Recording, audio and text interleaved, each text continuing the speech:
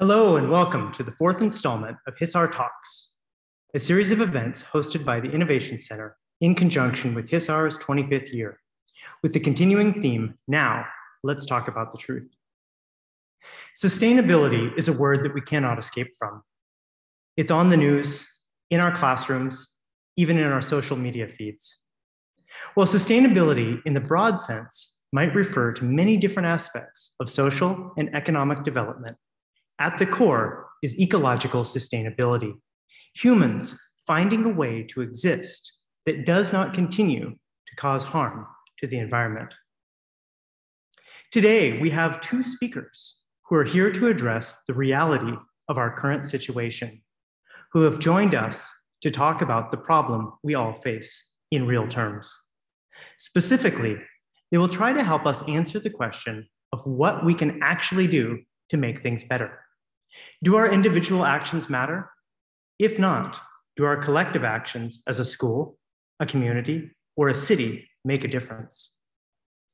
Our keynote speaker is Louisa Venton, resident representative of the United Nations Development Program in Turkey. Originally hailing from the United States, she is a developmental professional with more than 30 years of work experience in this region, having previously held positions in Georgia, Macedonia, and Croatia, where she worked on initiatives for everything from job creation to gender equality, from flood prevention to post-conflict recovery. Earlier in her career, she led UN coordination on issues related to the 1986 Chernobyl nuclear accident and was a research analyst for Radio Free Europe. Our second speaker will be our very own 12th grader, Hazal Kara. Hazal has been a member of the digital branch of Fridays for Future, as well as for Youth for Climate, where she has helped to increase public awareness of the climate crisis in Turkey. Most recently, she spent 2 weeks in Glasgow at the COP26 UN Climate Change Conference as a youth observer. Welcome, Louisa. We're thankful to have you with us today. Thank you. I'm very happy to be joining you. I have to tell you, I'm joining you from a car in a parking lot somewhere between Gebze and Ankara. So I think everything should be under control technologically speaking, but if I suddenly disappear, I will come back as soon as I can. And thank you so much for the invitation. Thank you.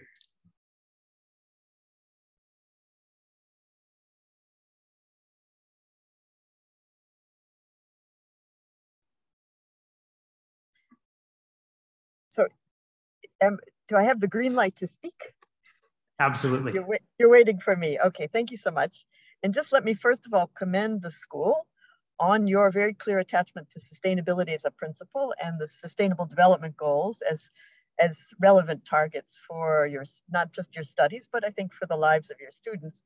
And also to say how impressed I am at the engagement of your students and at the example, the colleague who is speaking here today, Hazal Kara, as an activist, really with very substantial achievements, and for your attendance at the COP26. And I wasn't there, obviously, so you have the fresher impression, so I'm very keen to hear your insights. But in spending the next 15 to 20 minutes with you, and really thank you for the opportunity to share my views, I wanted to talk a little bit about sustainability as an issue, about what the UN does broadly, but more specifically on sustainability, and then to come back to the COP26 climate summit, the Glasgow climate summit that we've just seen concluded, really to talk there about, are we doomed or do we have a future? Because I think the issues on the table are really that serious.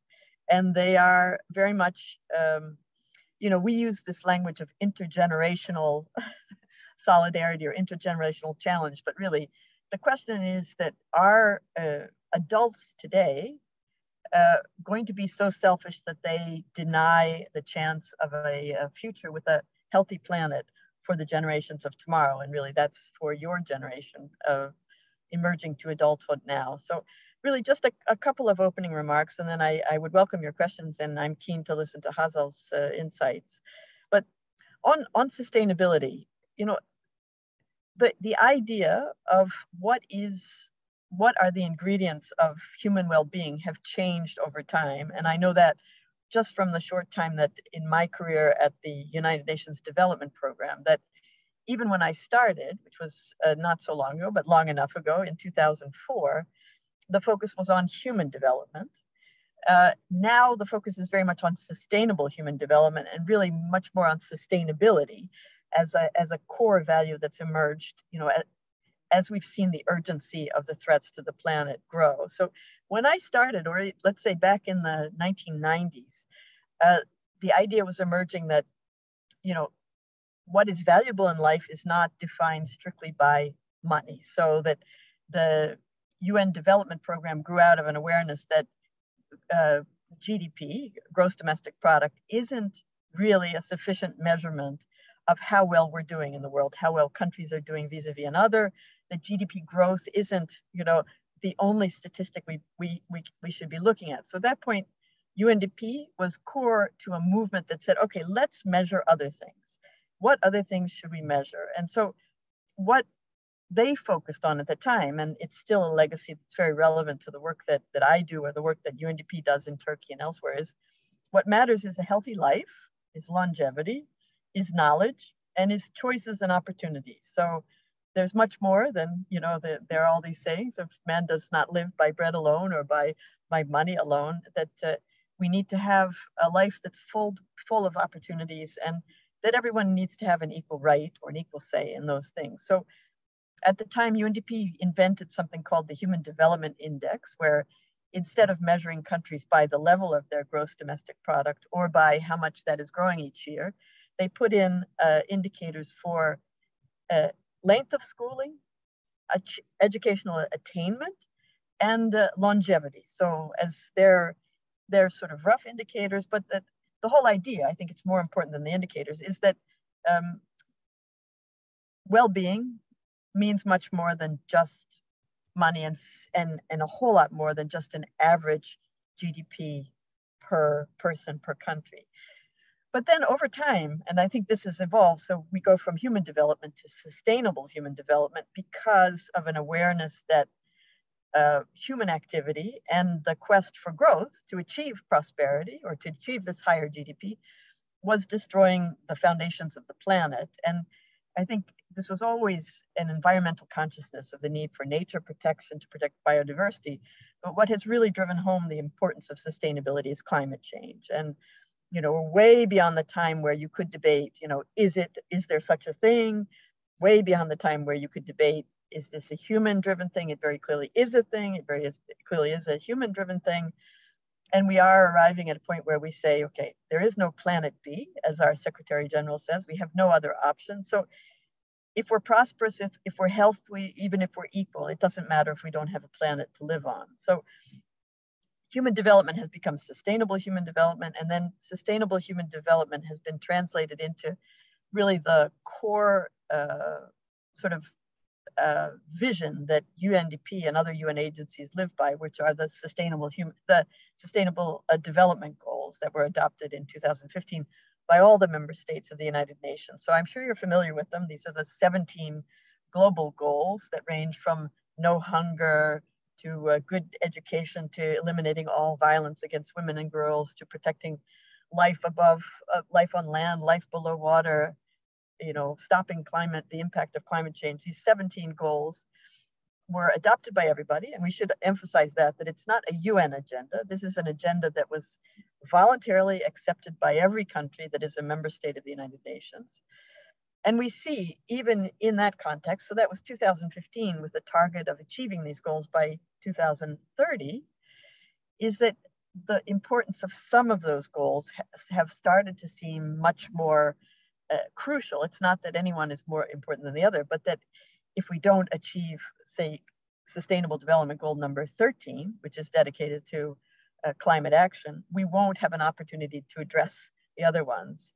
And so for UNDP, the emphasis, especially in terms of advocacy of what we are trying to persuade the world, is the need to find a model for growth, the need to find a model for prosperity, the need to find a path to well-being that doesn't depend on destroying natural resources. So this goes well beyond climate. This is, the whole idea that nature, we are part of nature, and that nature isn't something that we subdue or use. It's that we are very much an element of nature and we need to heed its laws and limits. So that's on the first question. I think you can see that sustainability is now the core challenge and the core goal that we need to strive for together.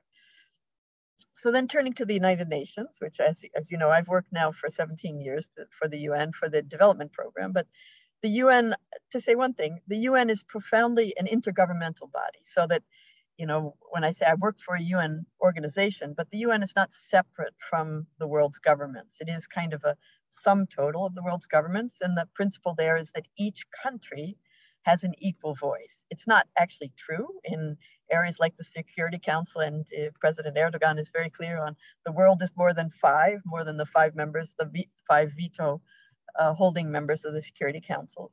But I think the principle applies that the UN I think it is more than the sum of its parts in some ways, but it is a body that really can't do anything that's beyond the will of its constituent parts. I think that's important to remember, that the Sustainable Development Goals, for example, they are not something that UNDP invented as a UN agency, but they're something that were adopted through painstaking work by every member state of the United Nations.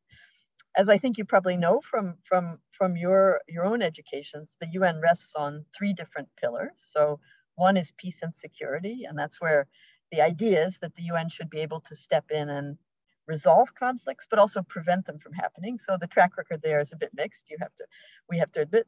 The second pillar is human rights, where I think the UN does a very good job of establishing standards, is less powerful in holding countries to account on their human rights record.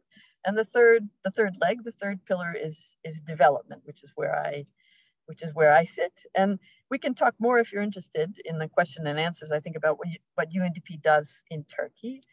But just to give you an example, because as I said, I'm in a car on my way back from Gebze, where we were marking achievements of a project dedicated to replacing old engines in Turkish industry with energy efficient engines. And that project is based on the research that showed that these outmoded engines that are core to any industrial process, that they emit a lot of bad greenhouse gases and they cost a lot of fuel for companies. So if they can be replaced by something that's energy efficient and less of an emitter of greenhouse gases, that industries will save money and be more competitive, but also that they will be closer to a green model of growth. So it's a very nitty-gritty thing. This is what UNDP does, but it translates the ideals of the Sustainable Development Goals into changes, sometimes small, sometimes larger, that promote the achievement of those goals.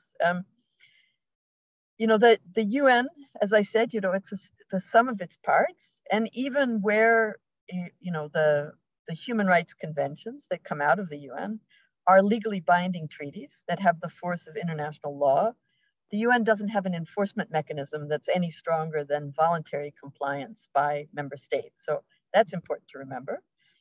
But then somehow the UN, I think, is able to generate ideals, goals, and value systems that are somehow better than that sum of the parts, so that can be a vision of our better selves. And you can see this in areas like gender equality, where the UN has very, very high standards that aren't often met by member states. Human rights, I also mentioned. But then what's very relevant for our topic today is being a forum for issues that don't respect borders. So those are very much on our minds today, because we have not only climate change, which I think we suffer very much because, the consequences spread around the world, and it's very unfair that the countries that have produced the most carbon emissions are not the countries that suffer the impact of climate change, and especially the impact of the climate-driven disasters that now we're seeing so much. So we have climate change, but then we also have pandemic. Pandemic is another one where you see how quickly these variants spread. We need a global governance structure. The UN is trying to be the global governance structure in both of these areas. There are some positives, I think, but there are also some limitations. But let me then move on to, really what I think is the core of our discussion today, which is, are we doomed? Is climate change going to, cause our extinction as a species. And in advance of the climate summit in Glasgow, UNDP produced what I thought was a very appealing video, which I can share the link with you later if you haven't seen it, where a dinosaur, a 60 million year old dinosaur, marches into the General Assembly plenary session and gives a speech about, at least we had the excuse of asteroids, that dinosaurs were driven extinct by asteroids, but what are you people doing? You're subsidizing fossil fuels that are generating the greenhouse gases that are causing the climate change that risks the fate of the planet. So the hashtag for that video is "Don't choose extinction." So this is I think the existential question that these negotiations were around. They were very, in some ways, I think we'll hear from someone who was actually there, but they can be very grindingly detail-oriented, very not, spectacularly interesting, but they are the key to reaching an agreement that can help save us from extinction. In terms of was it a success? Was it a failure? It really depends on your expectations, I think, for Glasgow. And there were some very high expectations from the UN side, from the side of the organizers, from the side of climate activists, in the sense that, as our Secretary General said, this is like 11:59 on the 12 on the clock. It is we are running out of time. We need to move. And his focus going in was really on coal as the worst contributor to carbon emissions, and something where there was the hope that there could be an agreement to eliminate new coal-fired power plants this year, new ones, and then eliminate them entirely by 2040 and eliminate them for the big coal producers by 2030. So expectations were high. Did we get there? Well, not exactly, and I think there's some positives. So in the positives, we had a lot of countries promising to achieve a net zero target by 2050, or in Turkey's case, 2053. So that means to achieve a reality where the country emits on balance zero carbon emissions, so zero greenhouse gases. At the beginning of 2020, 30% of the world's GDP, so 30% of the world's economy, was covered by a government that said we commit to net zero. And by Glasgow, so by November 2021, that share was 90%. And that includes Turkey, which we know Turkey waited a long time to ratify the Paris Agreement. But then when Turkey did ratify finally, ahead of Glasgow, it came also with a commitment to achieve net zero by 2053. So that should be really good news for us all. That should make us optimistic. And there was also some optimism building agreements reached on the sides on the margins of Glasgow. So agreements to dramatically reduce the level of methane gases, which are very, very bad actors in climate. There was a big agreement on adopting net zero goals for the world's financial industry, covering $140 trillion in assets. There was a very positive agreement on halting deforestation and restoring the world's forests, to which Turkey was also a party. There was an agreement to eliminate internal combustion engine-driven cars in many countries and by many automakers very soon. There were some countries that committed to halting use of coal, and some that committed to halting new exploitation of oil and gas reserves.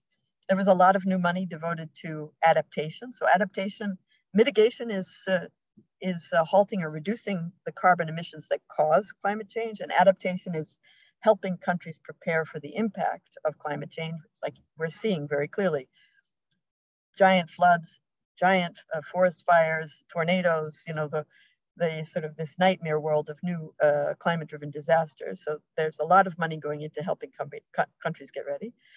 And then I think there was a lot of activities around financial commitments to show that the world believes in the idea of solidarity, that the countries that did not contribute to creating climate change shouldn't suffer the consequences. So that's the positive bit.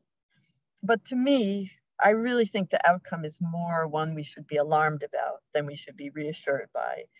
And we saw this in many ways. We saw at the last minute, this idea that the language of Glasgow would include the concept of phasing out coal and eliminating fossil fuel subsidies. At the last minute, China and India came in and we have phasing down coal, which, what does that mean? Phasing down rather than phasing out. And this is what the factor that drove to tears, almost to tears, the president of the climate summit, because really the organizers had put their heart and soul behind getting a commitment on coal. But then I think even more worrying is if you look at the reality on the ground of what's happening with the use of fossil fuels, the production of fossil fuels, and the production of emissions, we see you have on the one hand a promise of net zero by the middle of the century, but then you have everything else headed in the wrong direction. So you have coal consumption still rising, not declining, not stagnating, but going up. You have fossil fuel production by the big fossil fuel producers at double the level we would need to stick under a 1.5 degree rise. We have emissions. Emissions should have fallen by, we should have commitments to have emissions fall by half by 2030 in order to stay on target. Do we have that? No. Do we have close to that? No. We have, by some estimations, still a rise of 16% by 2030. So not going down, but going up, even though countries were encouraged and many said we're coming to Glasgow with bigger commitments. And then on top of that, we have from the UN Secretary General this disappointment that countries are a bit playing with their numbers, so that what emerged was what he called a deep and real credibility gap between the promises and even the pledges under these nationally defined contributions, that you can't really have confidence that what countries say is going to happen is going to happen. So how you react to that depends on who you are. So Greta Thunberg, the most famous, probably climate activist of your generation also, said, they even succeeded in watering down the blah, blah, blah, which is quite an achievement. So, really a damning criticism from somebody who's very close to the issues.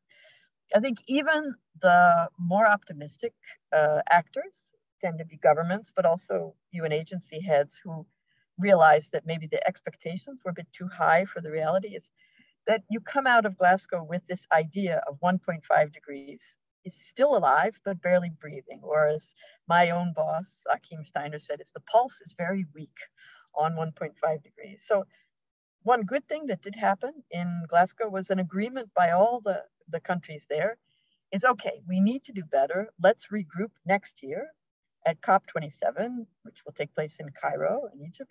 And let's do our best to come back with credible commitments and more specific action plans to get us to this net zero.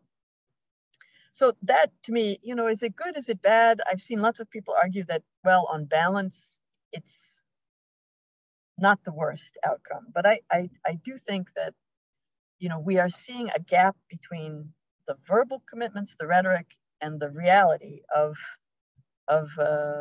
really just the basics of who is using how much fossil fuels, that it's hard to see how that gap will be closed. And you see around you, I'm sure if you read the newspapers, you follow the news online, we don't have time to lose because we see things happening much faster in a bad way than anyone ever expected. So in Turkey, we've together lived through a summer of like a horror movie with forest fires that just wouldn't stop in these really valuable pine forests. We saw huge flash floods along the Black Sea coast where people said, look, we've had floods before, but we've never seen torrential rain of this magnitude. We've never seen, sort of violent streams rushing at the pace that they did. In just this week in the news, there was a story about a verification of a 38-degree temperature above the Arctic Circle in Siberia. So something's wrong there. If you have, what they called furnace-like conditions where we would expect always to have ice and snow. And then, as an American, I was watching in horror these tornadoes that we saw last week in the United States, in Kentucky and other states, where it's not just that tornadoes happen in places where people aren't accustomed to them. It's that they happen they were like giant tornadoes. They were tornadoes of a type and a scale, and thus a death toll that people have never seen. So really, to me, the symptoms are all there that we really have pushed the planet too far. We are running out of time, and we need to get our act together if we have any hope of the sustainability being a concept that we can consider realize. So just then to turn over, I know part of the discussion that you wanted to have is, okay, what can you do as a school, as young people, as making choices in life? And here I would just say, I think a lot of, say, the initial response to climate change, especially by, say, big businesses, was to kind of try to deflect the pressure onto individuals. So to say, okay, you should be using a tote bag, you should be drinking water out of a glass receptacle that you can reuse rather than plastic, that you should compost, maybe become a vegetarian. I'm a vegetarian, everything helps. But to me, this is true. You can do a lot. You can contribute a lot. You can ride a bike instead of driving a car. But to me, the real answer is going to be that individual changes in behavior, but also political activism, mobilizing to demand from those who do hold the decision-making power to make decisions that are in the interest of your future and in everybody's future. And so those are two quite different actions, but I think they are both, within reach to you as young people, and obviously voting is a big part of it in every society. But I think it's this combination of understanding where the threats are and then demanding action from the political leaders who represent you. Because without that, I think we will just see a kind of continued selfishness on the part of particularly the wealthier countries to continue doing what they have been doing.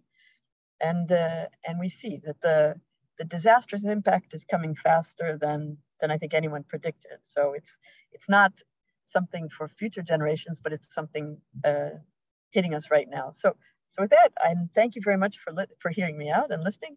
I hope I've sort of prepared the ground for a good discussion on sustainability, and you've heard from the UNDP side what it means to us, but I'm really curious to hear from you what it means to you, and especially curious to hear from someone who was actually there in Glasgow, your impressions. So thanks so much for this opportunity, and looking forward to a good discussion. Thank you, Louisa. Next, we'll hear from Hazal about her experience at COP26. So, hi everyone. As you know, I'm Hazal, and I want to say that, first of all, I don't want to take up too much time because I want to leave some time for the Q&A session. And I'm not normally a public speaker. That's not something that's usually in my comfort zone. But I feel like when it comes to the climate crisis, which is probably the greatest threat that is facing the world right now, I feel like this sense of obligation to speak, and that's why I do these types of things. I'm very honored to be here today. So I was privileged to be offered an observer badge from the organization Global Youth Development Institute to attend the 26th Conference of the Parties. And I just want to note that this NGO focuses primarily on climate education and training, and working towards creating spaces where young people are leading the change instead of being on the sidelines.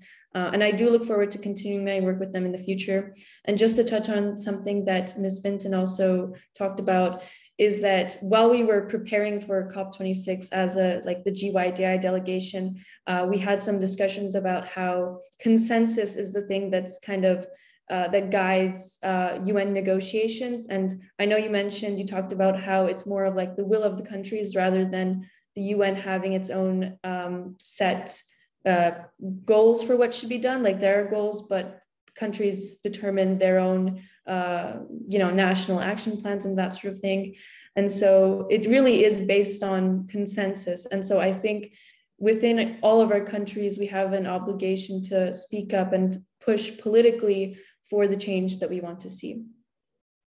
And while COP26 had many historic results, there seems to be a consensus that it failed to prioritize the voices of marginalized folk, which is why I feel quite ambivalent on the question of whether or not COP26 was a success. I want to start with some positives first. So first and foremost, I think that COP26 had many benefits for climate activists. mainly because we got to connect in a physical space and be in solidarity with one another.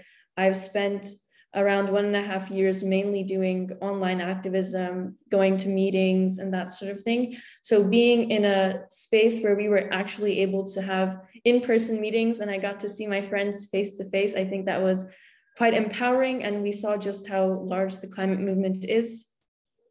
And so for context, within the COP26 venue, there was this building of pavilions, which are essentially like rooms where different countries and organizations get to hold events and provide relevant content. And Turkey was had a pavilion as well. And I would say that connecting to like the whole question of like being in solidarity with one another and getting to see each other face to face, this was by far my favorite part of the conference, because I mean, I got to connect with US climate organizers in the Action for the Climate Emergency Pavilion. I got to talk to youth activists in the Ghana Pavilion. I got to engage with scientists from the Intergovernmental Panel on Climate Change, the World Meteorological Organization, Fundación MERI, and the Met Office, and this was in the Science Pavilion. So in that sense, I think that COP26 provided an atmosphere for networking, and it was incredible to meet so many people who were each working on tackling the climate crisis, given their respective interests and capabilities. However, that doesn't mean that there weren't negatives as well, which Ms. Vinton also talked about. So on the negative side, I think the thing that was most apparent to me was that there was a huge lack of transparency that prevented people who were attending for the first time from fully participating in the events. So it was difficult to get accurate information on what negotiation sessions were going on at a single moment. There were very few maps in the menu, and some sessions, particularly the plenary sessions, were only open to certain people, despite the fact that the whole purpose of having an observer badge as an NGO is being able to observe policymaking. And I, just as an anecdote, I remember my friend and I were trying to find something called Bilateral Meeting Room 6, and we spent 20 minutes looking for this room. It wasn't on any maps. We asked a bunch of first aid people. We asked different security guards where it was, and none of them had any clue. And so it was a mess in that sense. And I know that like these may seem like trivial comments, but I think that organizational issues are what actively prevent civil society from engaging in the conferences in a constructive manner. And I hope that in COP27 and COP28 and the following COPs that we see this change. I still believe that youth had a critical impact in terms of bringing justice to the agenda, both within and outside the conference. I had a friend who conducted interviews with UNICEF. I had a friend who gave an amazing workshop on the socio and psycholinguistics of how we frame the climate crisis. I had friends that gave speeches at the different protests that were held. And in fact, I want to add that one of these protests was attended by, I believe there are different numbers, but most of them say over 120,000 people. And this is just one indicator that climate justice has widespread support from the public. In fact, I was actually stewarding in that protest, and I remember it was incredibly cold, it was rainy, my friends and I were miserable, but we looked around us and the sun was coming up and there was a rainbow, and we were seeing all the people cheering on the sidelines and walking with us. And I think like that was right after the first week of COP. That gave me quite a lot of hope. And I'm so glad that I got to see in person, physically, just how much support the climate movement has. At the end of the 2 weeks, a great deal was accomplished at COP26. And of these outcomes, I believe that gender equity, emissions reductions, and climate education are crucial to look at. Some of these things Ms. Vinton has already touched on, but I'll just add a few notes. So first of all, depending on like how much reading you've done, I know that gender and climate may seem unrelated at first. I know that when I was first looking into the issue, they didn't seem too connected, but there are actually lots of studies that have established that women, particularly within the Global South, and for those who don't know, Global South is a term that refers to usually developing countries. Women in Global South nations face the impacts of climate change to a greater extent, and women are at a higher risk of being displaced due to natural disasters, and their work in agriculture is more likely to be disrupted due to the combined impact of the climate crisis and societal gender roles. And in COP26, many countries pledged to dedicate more funding for women farmers in the Global South. And besides that, there were more commitments towards developing gender-sensitive, nationally determined contributions. I remember Ms. Vinton mentioning nationally determined contributions. I can't remember if she defined it or not, but just to explain, basically nationally determined contributions, or NDCs as they're called, are climate change action plans that each country who's ratified the Paris Agreement is required to create in line with the principles of the Paris Agreement. So Turkey currently does not have an official NDC. It has an intended nationally determined contribution, but under this, you will see like different emissions reduction targets and what that means for each sector, like agriculture and that sort of thing. Another thing that caught my attention when going over articles about COP26 was that Turkey had the second highest number of country delegates behind Brazil, and 284 of these delegates were men, whereas only 92 were women. This means that women comprised less than a quarter of Turkey's total delegates, and I think it's clear that we have to have better representation for this if we want to actually achieve more gender-sensitive, nationally determined contributions. And Ms. Vinton touched on this, but under emissions reductions targets, I think it is suffice to say that not enough was done with regards to regulatory policies.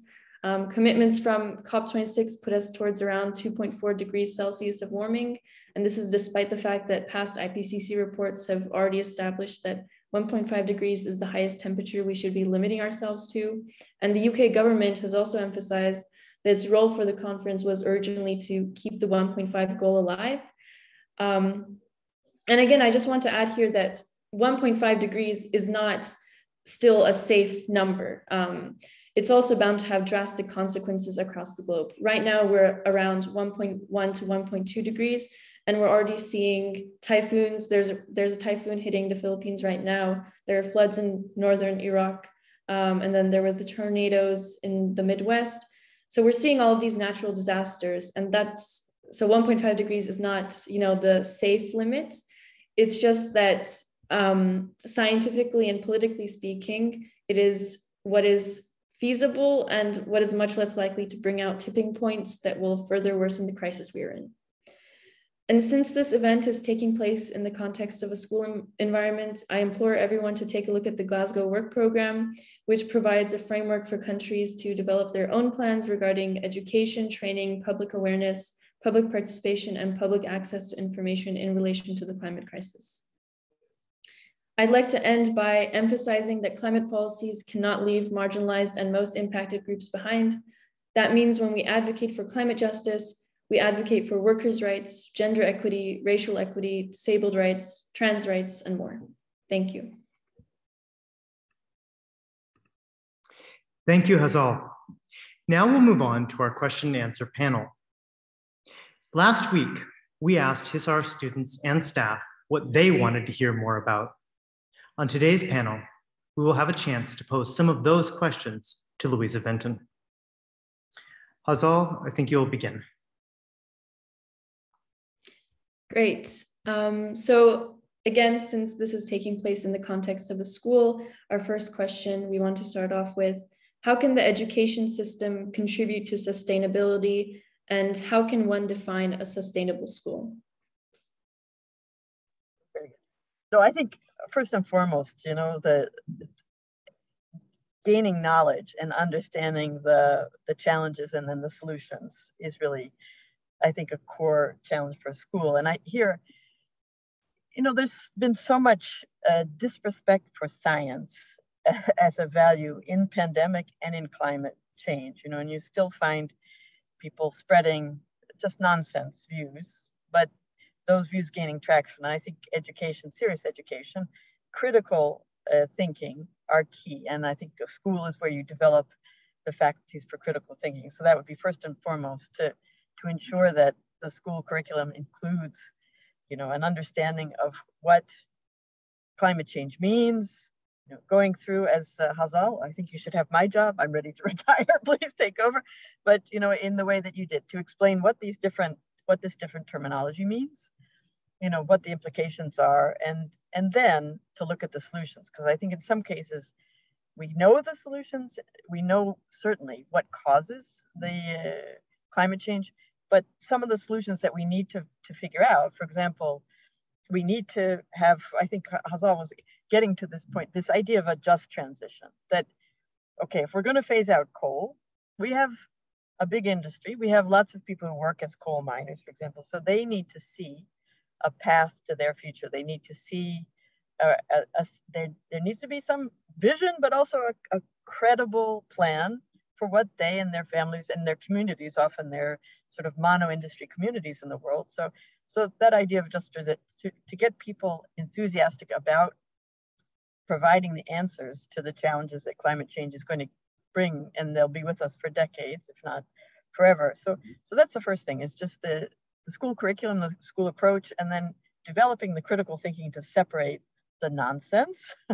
And this goes to pandemic too, and vaccines and all this, where,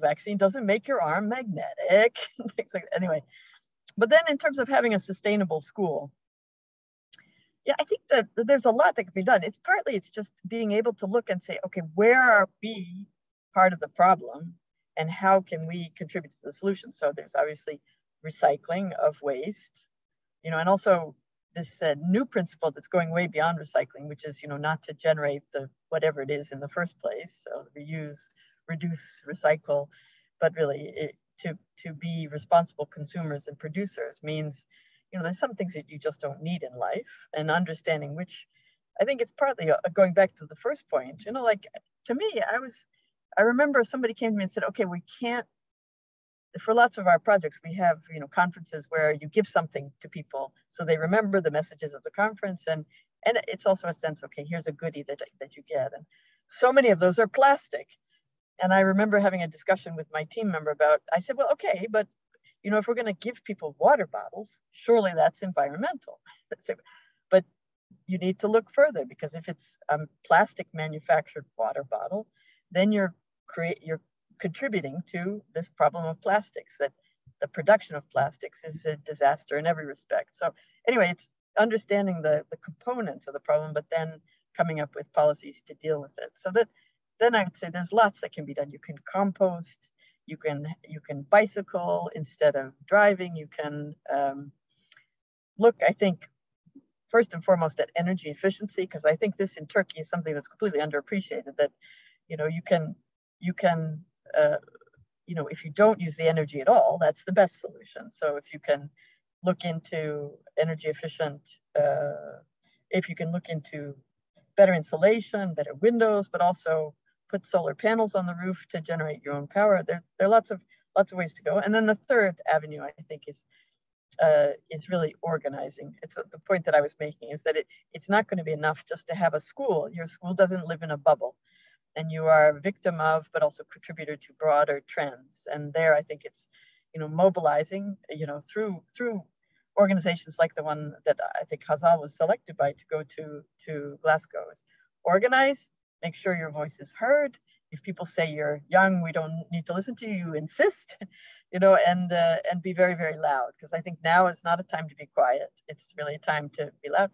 And I agree with Hazal completely. This 120,000 people who took to the streets in a cold, wet day, I think it surprised everybody, but it shows the appetite for, the appetite of people to fix this problem. I know I have a 25-year-old son, and this is his core concern in life, is climate.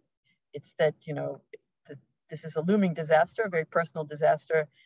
And it's a violation of your generation's human rights to choose and to live your lives in a way that could be considered,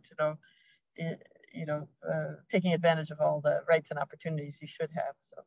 So I would focus on those three things for sustainable schools. Thank you. Before we continue, I wanted to add that anybody who is in class right now is free to ask questions. You can type them into the Q&A box on Zoom, and we will be fielding them as they come.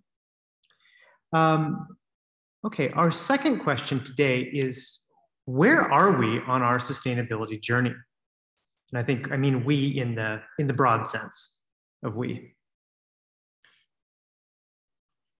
Yeah, I think this is a key one, because I think we've already, we've gone way too far. We're consuming too many planets already at the current rate. So I think it's important not to, I think we can't overstate the ambition of the targets that we need. We need to change our way of life. I think there's no other way. And I think this is the danger we face, is that the people who are making the decisions, they're also the people who are, like my generation, I will see the disasters, but I won't see the mega disaster maybe that's coming. And so that there's this disproportion between the interests of the people making decisions and the people who are affected by the decisions. But I think when we start to think about, we need dramatic solutions, far-reaching solutions, but they can be quite exciting ones. And I think if we think about our experience in the pandemic, that we've come out of it, I think all of us appreciate nature much more, that nature is an absolute good.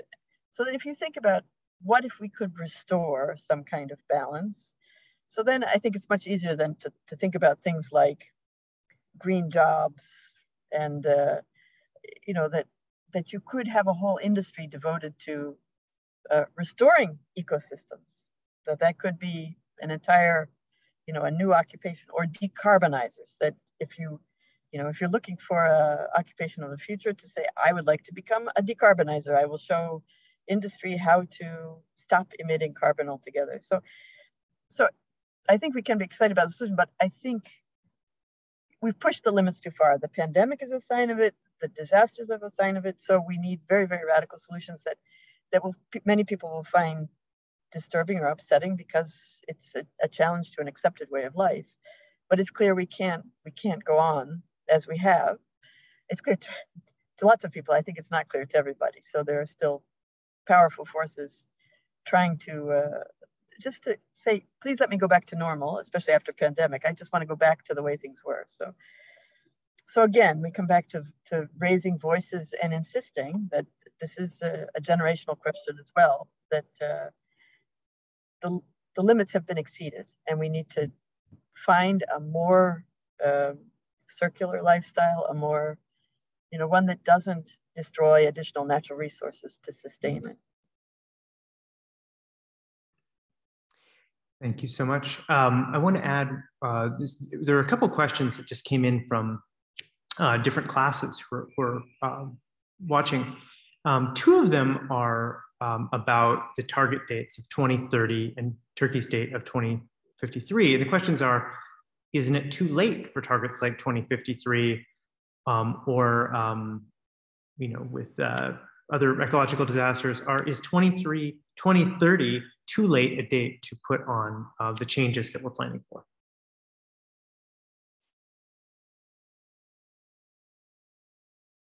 I think the problem is not one of the timeline. It's one of the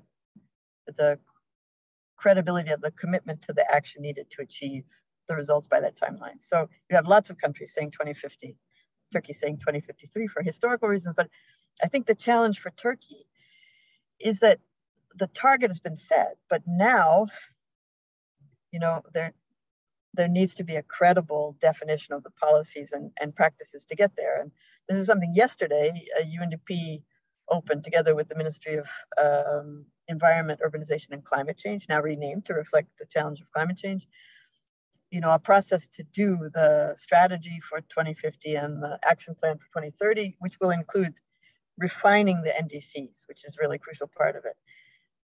The challenge here is really that to make that 2050 target credible, the questions that will have to be asked are very difficult ones for Turkey, like coal, because people who speak on behalf of, say, the Ministry of Environment in Turkey say, look, we have already 52% of installed capacity is renewable energy. But then you say, okay, what's the rest? And the rest is fossil fuels, and that there are plans to expand production of coal. So the question needs to come very early on the agenda here. Is the country prepared to make politically difficult decisions to reduce or eliminate entirely reliance on fossil fuels? And in that, the coal that Turkey uses is the very worst kind of coal, lignite coal, that generates the very worst kind of emissions. So the time horizon depends on what you think is the appetite for difficult choices in Turkey at the moment. So I think it's very contextual. So for some places, 2050, I think it's still a very credible horizon. That decision can be taken. 2030 is a tough one, but I think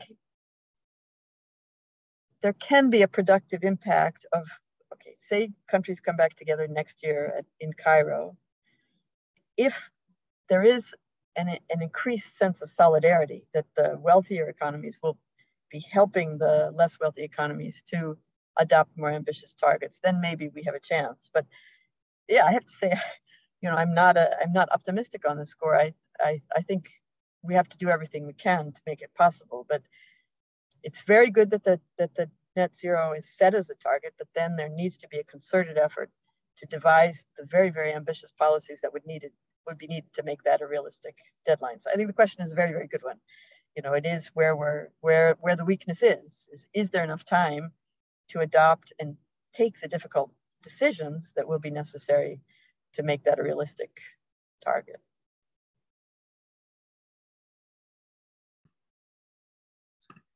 Okay, I think our next question will be from Hazal. Yes, thank you so much. I just want to quickly add that it's definitely, when you were talking about how it's a matter of sticking to our goals, I think that's really important, because when we, like with the 2030 deforestation pledge, I mean, there have been many pledges for stopping deforestation before. It's just a matter of whether countries are going to stick to their promises and finally put the planet and people over profits.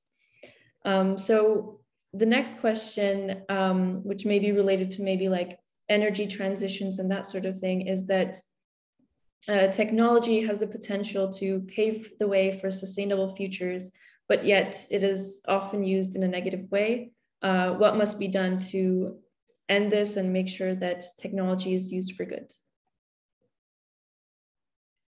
Wow, well, yeah.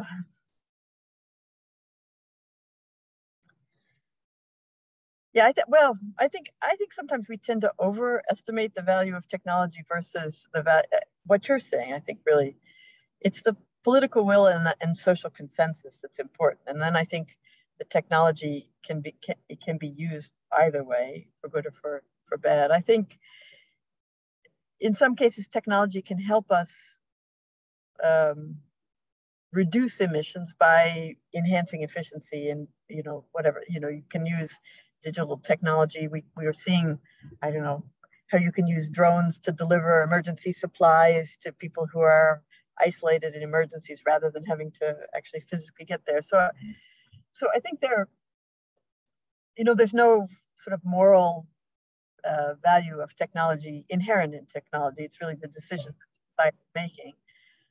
But I do think that we should count on human ingenuity to help us leapfrog some challenges, and then also I think we need to take stock ourselves of what's important. That I think the pandemic is a disaster in a lot of ways, but I think it has been a spur to reflection on what's important in life, and that I think the idea that we need to continually grow and grow and grow in order for people to be happy is a bit of a myth. So maybe that technology is sometimes seen as the necessary ingredient in making a life better or more convenient. And I think part of the key to the future is rethinking those assumptions altogether and saying let's decide on what's important, and then let's make a commitment to stop destroying resources to get there. So it's not really a direct answer to your question, but I think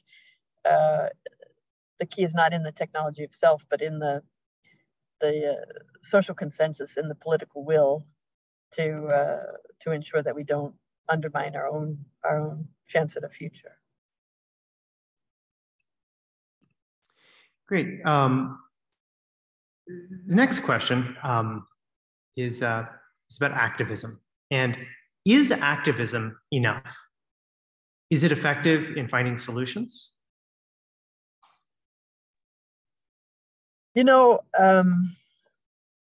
Activism is not going to be enough, but I think activism tied to the political process is the key. So it's there are a lot of, the world has a lot of different political systems, and decisions are made, with lesser or more engagement of the people who are affected by those decisions. And very much it's a core principle of UNDP, core principle of UN, that, nothing about us without us should be the way that decisions are made, that you do not, that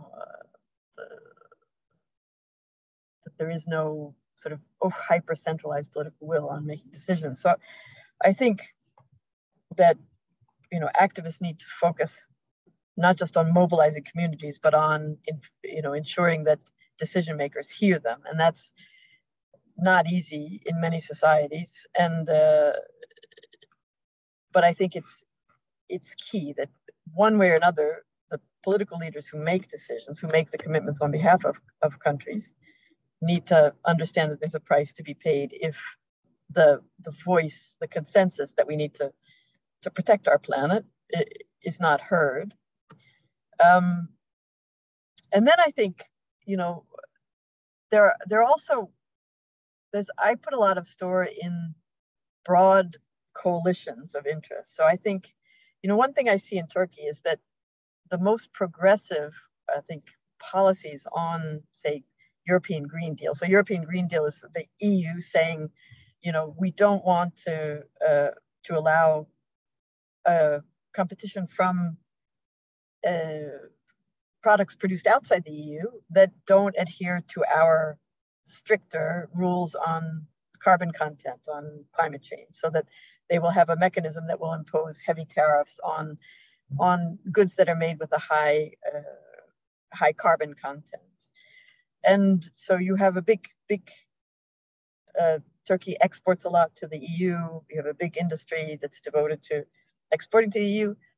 So people in business are thinking way ahead on this, how to adapt, how to ensure that this is a competitive advantage rather than a risk to industry. So my point would be, okay, activism, but activism also to build partnerships with other interested forces to make sure that there's a big coalition, and a coalition that includes all sorts of different actors to whom any political leader or political decision maker has to listen. As a follow-up to that, I'm curious, Hazal, as an activist, if you have anything you'd like to add about activism. Yeah, of course. So I don't think the answer to this is necessarily, activism is effective or activism isn't effective. I think it depends largely on the situation and the different factors at hand. And related to this, I'd like to mention the Stop Cambo campaign that was mainly organized within the United Kingdom. So for those who don't know, essentially there's a Cambo oil field off the coast of, I think, the Shetland archipelago connected to Scotland. I'm not too sure about the details since I'm not personally involved. But in the North Sea, there is an oil field, and mainly Shell and Siccar Point Energy were the two stakeholders who were aiming to develop this oil field. And after different petitions and emailing their politicians and attending protests, about, I think, 2 weeks ago, Shell actually withdrew from the oil field. So it had like a 30% ownership, and it withdrew from the ownership and no longer will be connected to the project. And because of that, largely because they're not able to carry this out by themselves, Siccar Point Energy just about 6-7 days ago also put a pause to the Cambo oil field project. And so I think that's just one example of how activism can be effective. And that's not to say that activism was the only factor at play here. Obviously, there's a lot of reasons. Shell personally named an economic basis for why it was pulling out of the project. But I think that activism did definitely play a role in this, and the public pressure towards institutions and fossil fuel companies was definitely impactful in getting Shell to pull out of the oil field. I also want to say that I think activism is quite a broad term. It can encompass a lot of different things.